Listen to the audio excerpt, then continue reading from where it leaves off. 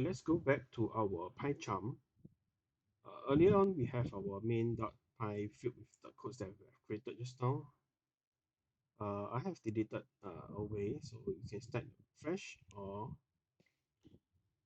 you can create a new file to save. But before we go into that, let's go into our preferences. Okay, in Windows, you should be able to find this under file as well. Okay, once you go into your preferences, okay, find your project and the Python interpreter. Okay, if you are unable to run earlier files, okay, make sure that your Python interpreter is set to the Python 3. Okay, if you can't find, okay, you can go to click on the select and then show all.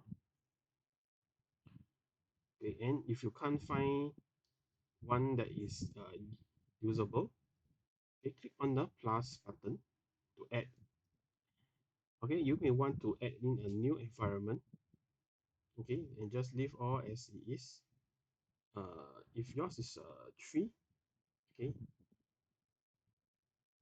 if you have more than one Python, okay, you can choose the one that you want. Okay, if not, usually you use the Python 3. Okay, then you can add a new one. Okay, since I already have, so I will just skip this step. Okay, then click on the OK. So in here, sometimes we want to inform your fellow programmers or your future self that there are certain codes that you want to relook it. Okay, we look at in a later time. Okay, and this is where the command is useful. Okay, so you can use the command using the hex key. Okay, and this is a command. Okay, and this is a single line command.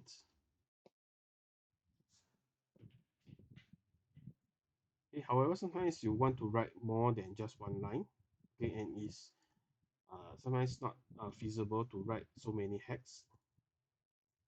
Okay, you can use the triple single inverted commas. Okay, or the triple double inverted commas. Okay, this is for multiple lines of comments. So both of these are okay to use. Okay, you can take note that there's a color change. Okay, when you are typing the comment. So let's say I want to print my usual hello world. Okay. Usually we'll write a comment on the previous line of the code. So this is to print the hello world string. For single lines of comments, you can also add it at the back. This is another comment. Okay, these are defined.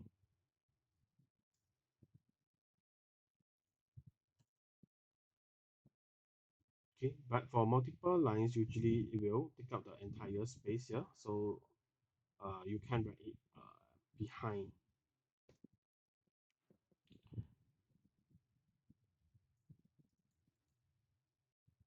So for variables, okay,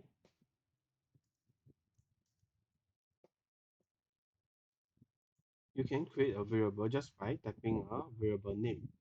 So any variable names, okay, a valid variable names will have a combination of letters, okay, underscore and numbers.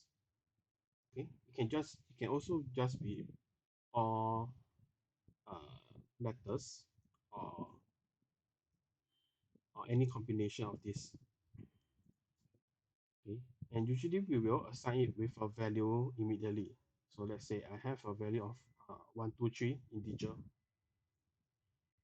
Okay, you can also use a underscore in as the first character. Okay, my email at google.com. Okay, if you want it to be a string.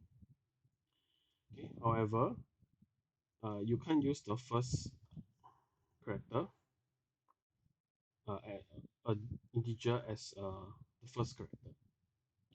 So you can see that there's an error with a red underline.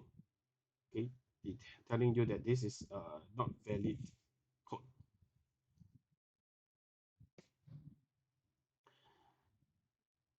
Variables are dynamically typed so that you can change them. So let's say now I have a variable 123 again, true. Okay, and it will then change into a boolean data type. Okay, but of course it will complain to you that you are using the same variable name again. Okay, so this is just a warning to tell you that uh, you are using the same variable name. Okay, and uh, reminding you whether you want to actually do this. So in Python, these are you can interchangeably change the data type along the way. It really depends on the context and what you need in the end. But of course, it is not a very good practice to do this kind of changing of variable data type name.